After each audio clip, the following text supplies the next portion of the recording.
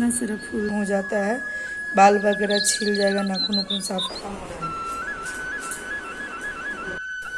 Hello दोस्तों, welcome to my channel living life with Archana. सभी का स्वागत है। कैसे हो आप सब? आई होप आप सब अच्छे खुश स्वस्थ हो गए। और आज एक और नए सुबह की शुरुआत हो गई है। आज मसाला भिंडी बनने वाला है, तो मैंने ये मसाला रख दिया है। इसमें हल्दी नहीं डाला और ये इसमें तेल तैर रहा है, हल्दी इसमें भी नहीं है। इधर कढ़ी है और ये चावल, ये तीनों चीज़ रख दिया है। भिंडी को हाफ कट कर लिया है, बस मसाला भुन जाएगा और उसमें इसे डाल दूँगी। और इधर देखिए, जो हमारी जो पेड़ पौधा कटा था ना लीची वाला, उसमें ये मिट्टी गिरा है और मज़दूर लगे हुए हैं।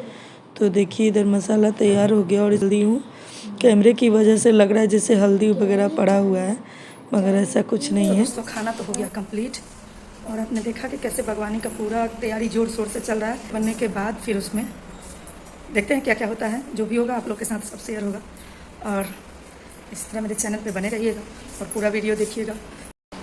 आज का मौसम दोस्तों अजीब हुआ पड़ा है, ना धूप उग रहा है ना बारिश हो रही है, बादल बिल्कुल घिरे हुए हैं। सुबह से आज मौसम है बादल की तरह, मगर बारिश बिल्कुल नहीं हो रहा है। मैं आपको दिखाती हूँ।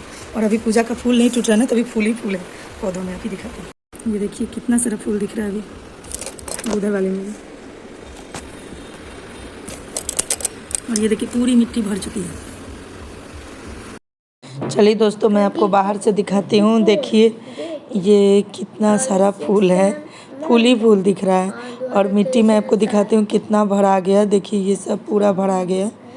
ये सब में कैसा था, सब मेरे हस्बैंड साफ़ करवा दिए और पूरे मिट्टी को भरवा दिए। अब इस तो दोस्तों ये नेक्स्ट डे मॉर्निंग का ब्लॉग है और इस दिन मैंने सारे छज्जी के सारे सामान उतार दिए, क्योंकि 10वीं तक हमें पूरी साफ़ सफाई ख़त्म कर लेनी होती है। और आज है 8वां दिन, तो मैंने जल्दी जल्दी से सारे चीज़ को साफ़ करके और एक एक कार्टून, ये जो मैं ऑनलाइन शॉपिंग करती हूँ तो उनके सामान को इसमें पैक करके रख देती हूँ। और ये मेरे हाथ में जो फ़ोटो फ्रेम है ना, वो मेरे शादी का फ़ोटो फ्रेम है।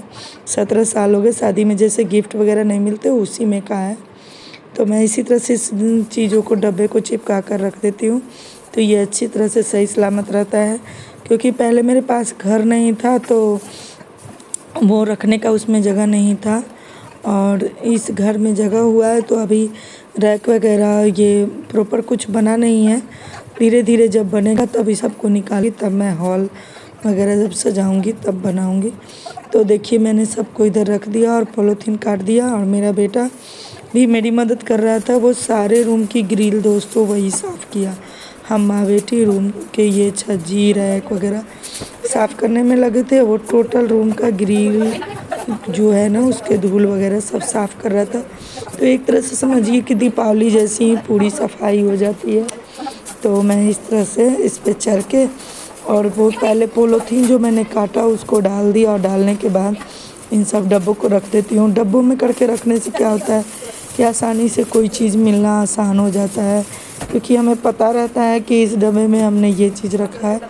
तो मेरे दोनों बच्चे मेरे साथ मेरी मदद करने में लगे हुए थे, क्योंकि उन्हें पता है कि अकेले तो इतना सारा सब कुछ होना एक दिन में इम्पॉसिबल है।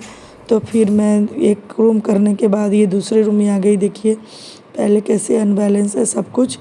तो मैं सब कुछ धीरे धीरे उतार दूँगी, और उतारने के बाद मैं जैसे उस रूम में किया था ना, उसी तरह से इसमें भी करूँगी।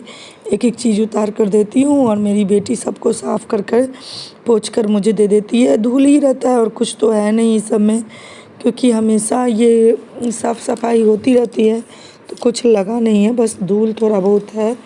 और वैसे भी आजकल मिट्टी का काम हुआ है और अंदर वगैरह चला तो कुछ ज़्यादा ही धूल हो गया था। तो हम लोगों ने छोड़ दिया था कि 10वीं को तो साफ़ करना ही है, इस वजह से।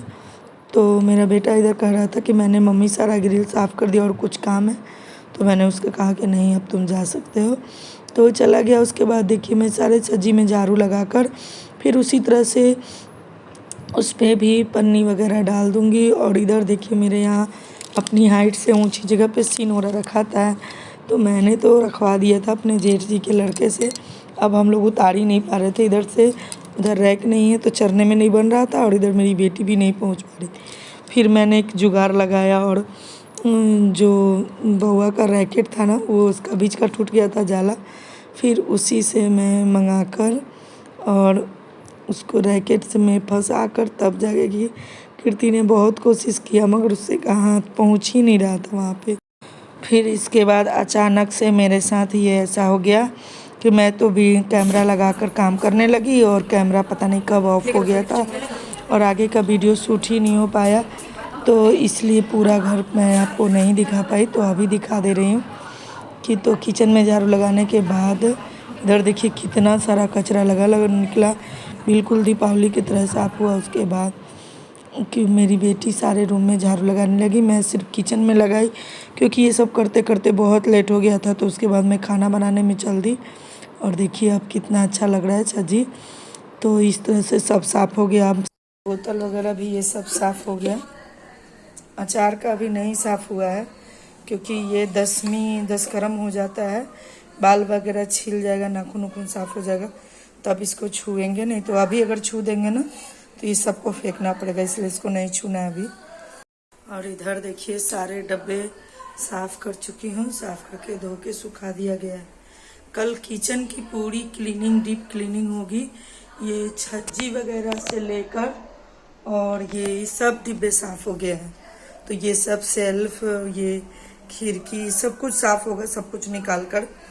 तो कल वो करूँगी। तो उसके बाद ये सब साफ़ करना बाकी रहे, ये सब साफ़ होगा तो कल किचन होगा प्रॉपरली।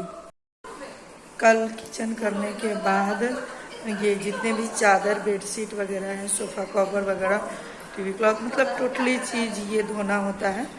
ये धो दूँगी कल ही। कल किचन साफ़ होगा और ये सब इधर कपड़ा धुल जाएगा, क्योंकि धुलने के बाद फिर उसको बिछाना नहीं होता है जब तक नाखून वगैरह नहीं काटते हैं। तो 10वीं को ये सब हो जाएगा, नाखून वगैरह कट जाएगा, तब उसके बाद ये बेडशीट वगैरह, धुली हुई बेडशीट डालते हैं और उस दिन के बाद वो बिछने लगता है। कल दोस्तों किचन की शुरुआत होगी, कल से किचन का काम शुरू करूँगी। और अपने रूम का, इस रूम का छज्जी बाकी है मेरे रूम का, तो वो भी करना है। तो कल भी बहुत सारा काम है, बस 2 दिन में सारा काम निपटाना होता है। जो गोदिया पर्दार होते हैं ना, तो उनको वो 10वीं तक ही छुतका होता है, उसके बाद वो ख़त्म हो जाता है। उसके बाद हम लोग खा सकते हैं हल्दी वाला, और तेल को कढ़ाई पर चढ़ा के मतलब छौंक वगैरह सब कुछ कर सकते हैं। कल से फ्री हो जाएंगे, कल से नहीं, परसों से, सॉरी, मतलब मंडे को है 10 तो मंडे से फ्री हो जाएंगे। और आज है सैटरडे, ये सैटरडे का ब्लॉक है, थोड़ा सा फ्राइडे का था और आज सैटरडे का भी है।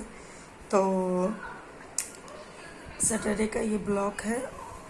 और बस ब्लॉग को अगर आप लोगों ने यहाँ तक देखा है, पूरा देखा है, तो आप सभी लोगों को बहुत बहुत धन्यवाद। थोड़ा सा आजकल ब्लॉग डेली नहीं आ पाता क्योंकि घर में वैसा हो जाता है, तो आप लोग भी समझ सकते हैं कि डेली ब्लॉग बनाना इम्पॉसिबल हो जाता है। तो इसलिए वीडियो तो शूट हुआ था, मगर डालना, बनाना, एडिटिंग करना, ये सब में कम से कम 2-3 घंटे समय लगते हैं और वो नहीं हो पा रहा है, इसलिए थोड़ा सा अनटाइमली ब्लॉक हो रहा है। और फिर मेरे फ़ोन में भी कुछ गड़बड़ी हो गई है। ये रेडमी का फ़ोन है और इस फ़ोन में मैसेज आ रहा है कि इसमें जो फ़ोन का ब्राउज़र है ना, वो इंडिया में काम नहीं करेगा। पता नहीं मेरे ही फ़ोन में ऐसा हो रहा है कि सभी के हो रहा है। तो इस वजह से जो भी मैं ब्लॉग वगैरह डालती हूँ वो उतना वो ब्राउज़र काम नहीं कर रहा, वो भरा ही नहीं रहा। तो पता नहीं इस वजह से कि किस वजह से, पता नहीं किसका क्या नज़र लगा है। जो मेरा एक ब्लॉग चैनल भी घिस के चल रहा है। कितनों के तो, बड़े बड़े लोगों के तो कितना चलते हैं, 1 मिनट में देखती हूँ कि हज़ारों हज़ार चले जाते हैं। और मैं एक नई यूट्यूबर हूँ, तो मेरा तो उतना चलता नहीं है। मैं तो हज़ारों की उम्मीद भी नहीं, लाखों की उम्मीद भी नहीं की हूँ। बस कुछ लोग भी आ जाए तो बहुत है मेरे लिए। तो चलिए, 0 से 22 हुए हैं, भगवान करेंगे तो 1000 भी कभी होंगे। तो आप लोग बस इसी तरह से अपना प्यार और साथ बनाए रखिएगा। और हाँ, जिन लोगों ने मुझे कमेंट किया था उन लोगों को बहुत बहुत धन्यवाद। और मैंने आपका कमेंट पढ़ा, मगर मुझे अभी रिप्लाई समझ में नहीं आता कि कैसे रिप्लाई उतना क्या दिया जाता है, इसलिए नहीं देती हूँ। धीरे धीरे खुलने में टाइम लगेगा, खुल जाऊँगी तो फिर समझ में आ जाएगा, सीख लूँगी कि कैसे क्या होता है। तो मिलते हैं नेक्स्ट ब्लॉग में, तब तक के लिए बाय।